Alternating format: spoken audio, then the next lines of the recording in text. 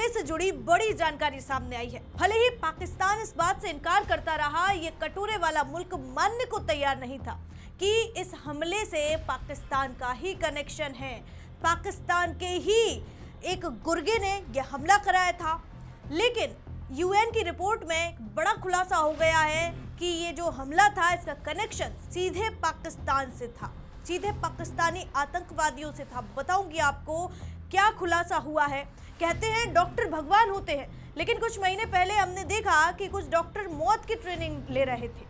आपको याद होगा अल-फलाह यूनिवर्सिटी में आतंकी तार बुने जा रहे थे। जब लाल किले के पास धमाका हुआ, धमाके की जांच हुई तो सबसे पहले एक नाम सामने आया अल-फलाह यूनिवर्सिटी का। इस हमले की पूरी प्लानिंग हुई थी इसी यूनिवर्सिटी में और साजिशकर्ता धरती पर भगवान कहे जाने वाले सफेद कोट में डॉक्टर थे जो लोगों को नई जिंदगी देते हैं। उन्हीं में से कुछ डॉक्टरों ने जैश-ए-मोहम्मद से मिलकर आतंकवाद की खतरनाक प्लानिंग की और इस प्लानिंग को अंजाम दिया, जिसमें कई निर्दोष लोगों की जानें चली गई थी। 15 लोग जो निर्दोष थे वो इस हमले में उनको अपनी जान गंवानी पड़ी थी। जब डॉक्टरों के नाम सामने आए तो कट्टरपंथी सुलग उठे थे और उन्होंने कहा कि इस्लाम को बदनाम करने की एक साजिश है। लेकिन अब इसी हमले से जुड़ी एक अहम जानकारी सामने आई है और एक बड़ा खुलासा हुआ है कि असल में ये हमला किसने करवाया था। बताऊंगी आपको, देखिए हमारी खास रिपोर्ट। नमस्कार, मैं हूं आराधना रामदेव, आप देख रहे हैं वीके न्यूज। दिल्ली के लाल किले के पास 10 नवंबर 2025 की शाम को करीब 6:52 पर एक बड़ा धमाका हुआ। ये धमाका एक कार में रखे विस्फोटकों से हुआ था। इस हमले में सुसाइड बॉम्बर समेत कुल 15 लोगों की मौत हो गई थी। 32 से ज्यादा लोग इस हमले में घायल हुए थे। कार में करीब 2900 किलो से ज्यादा विस्फोटक सामग्री थी, जिसमें अमोनियम नाइट्रेट जैसी चीजें शामिल थी। हमलावर का नाम डॉक्टर उमर उन नबी था, जो पुलवामा का रहने वाला था और सबसे अहम बात, पेशे से वो एक डॉक्टर था और फरीदाबाद के अल-फलाह यूनिवर्सिटी में असिस्टेंट प्रोफेसर के तौर पर काम कर रहा था। जांच में पता चला कि वो जैश-ए-मोहम्मद से जुड़ा था और ये हमला एक सुसाइड अटैक था। कार पुलवामा से आई थी और इसमें पहले से विस्फोटक भरे गए थे। इस हमले के बाद पुलिस ने कई लोगों को गिरफ्तार किया। इनमें शाहीन सईद, मुजम्मिल अहमद गनाई, मुजम्मिल शकील, मुजफ्फर राथर और आदिल अहमद राथर जैसे नाम शामिल थे। ये ज्यादातर डॉक्टर या प्रोफेशनल लोग थे जो फरीदाबाद के अल-फलाह यूनिवर्सिटी से जुड़े थे।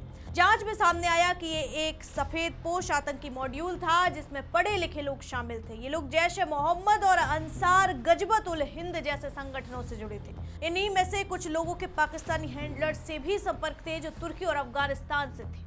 हमले के कुछ महीने पहले अप्रैल 2025 में पहलगाम में एक बड़ा हमला हुआ था जिसमें 26 लोग मारे गए थे। हिंदुस्तानी 26 लोगों को इन्होंने गोली चलाकर मौत के घाट उतारा था। उसके जवाब में भारत ने मई 2025 में ऑपरेशन सिंदूर चलाया, जिसमें पाकिस्तान में कई आतंकी ठिकानों पर हमले किए गए और 100 से ज्यादा आतंकी मारे गए। जैश-ए-मोहम्मद के नेता मसूद अजहर के परिवार के कुछ सदस्यों की मौत भी उसी में हुई थी। इसीलिए ये लाल किला हमला बदला लेने के लिए किया गया माना जा रहा है। संयुक्त राष्ट्र की आतंकवाद विरोधी निगरानी टीम ने फरवरी 2026 में अपनी 37वीं रिपोर्ट जारी की।